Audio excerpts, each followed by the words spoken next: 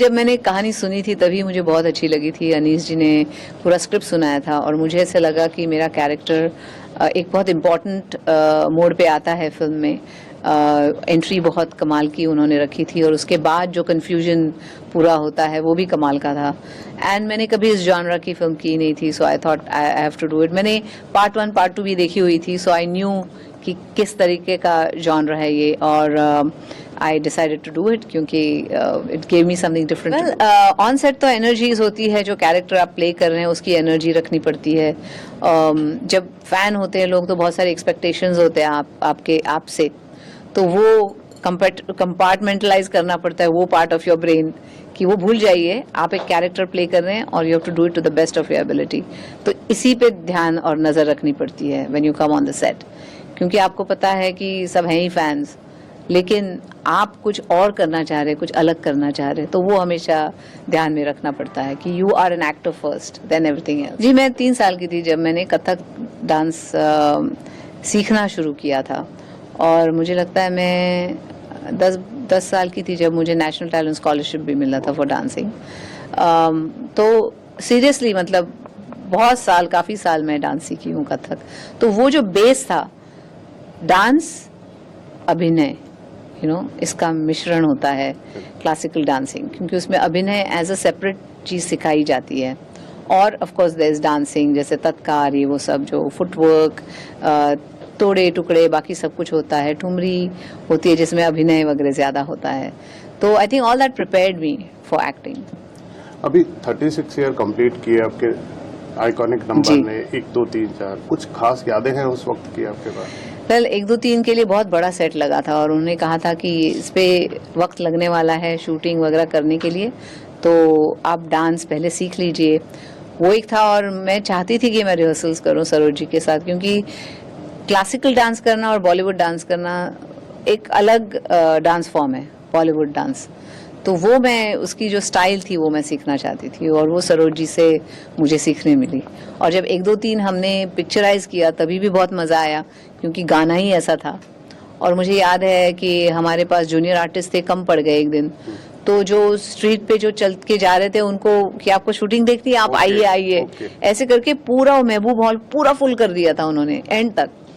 और जब वो जो ऑर्डिनरी पब्लिक थी उन्होंने गाना सुना तो उनको इतना अच्छा लगा, एक लड़के ने शर्ट उतार के ऐसे फेंक दिया हवा में। तो एन चंद्रा जी ने वो देखा, वो बोले ये बहुत कमाल की चीज हो गई, सब करो अभी। तो ऐसे लगना चाहिए कि वाकई एक रॉक कॉन्सर्ट चल रहा है किसी का और उसमें लोग मजा ले रहे हैं डांस का।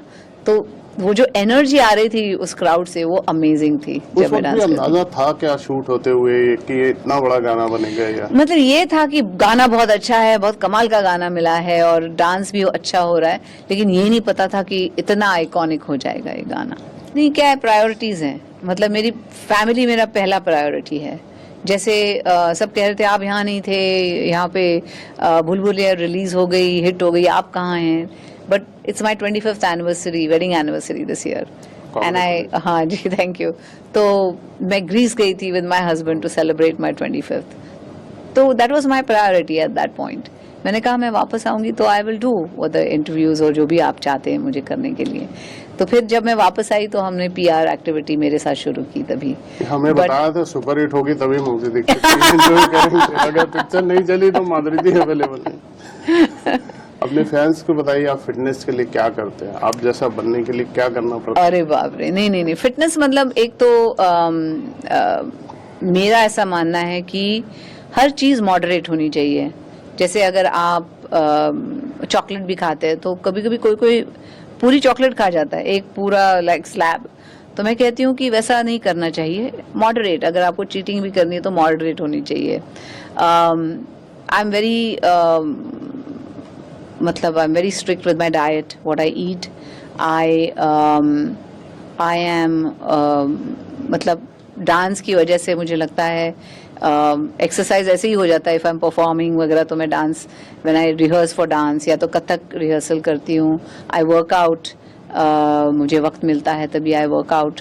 And I am very conscious of what I eat, कि अगर इधर उधर भी थोड़ा सा कभी जी करता है ना, कभी कभी किसी को समोसा खा लिया या थोड़ा सा ये खा लिया, लेकिन मॉडरेट, ज्यादा नहीं। और उन फैंस को क्या कहना चाहते हैं जो लड़कियां माधुरी दीक्षित बनना चाहती हैं, वो कैसे अपने आप को तैयार करें इस फील्ड में आने के लिए? वेल, एक चीज़ है कि मेरे साथ जो मैंने किया है वो है कि you know my mom was a big support for me. मेरी जो फैमिली थी वो मेरा सबसे बड़ा सपोर्ट था। मेरे मॉम, मेरे डैड, दे वर माई बैकबोन लिटरली। जब मैं काम कर रही थी मेरी मम्मी हमेशा मेरे साथ सब जगह जाती। मम्मी नहीं आ सकती तो डैडी आते थे, और उस वजह से आई वॉज वेरी ग्राउंडेड। वो मुझे तालीम घर से मिली है। The values, you know, who you are, इसकी पहचान रखो हमेशा।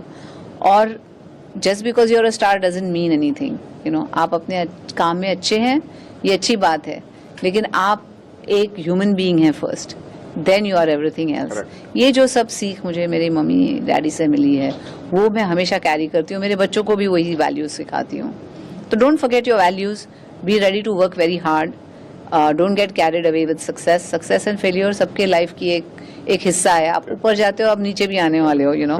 सो keep that in mind, be good to everybody, respect everyone you know you work with. और एक give it your all, be sincere with your work, और जब भी आप काम करो अपना बेस्ट करो, everything else follows then. Last में मैं एक पूछूं मैम, ये फिल्में बहुत रिलीज हो रही हैं जी, पुरानी फिल्में, कोई आपकी ऐसी फिल्म पसंदीदा जैसे आप दोबारा चाहती हैं ये पर्दे पे आए, आपको ऐसा मन है कोई ऐसी फिल्म? अरे बाप रे, आई थिंक हम आपके हैं कौन, तो दे री रिलीज्ड अभी उनके 25th पे, आई थिंक दे री रिलीज्ड। और कौन सी है, दिल तो पागल है was a very beautiful film, that could, या दिल, बेटा was a very good film, और वो आज भी रेलेवेंट हो सकती है वो फिल्म। तो ऐसी फिल्में जो री रिलीज हो सकती है। कौन ने तो शादियों में आप री रिलीज बोल रहे हैं, हम रीमेक नहीं बोल रहे हैं। नहीं, री रिलीज बोल रहे हैं, रीमेक तो मैं नहीं पूछ रहा। थैंक यू सो मच हमसे बात करने के लिए। Thank you so much.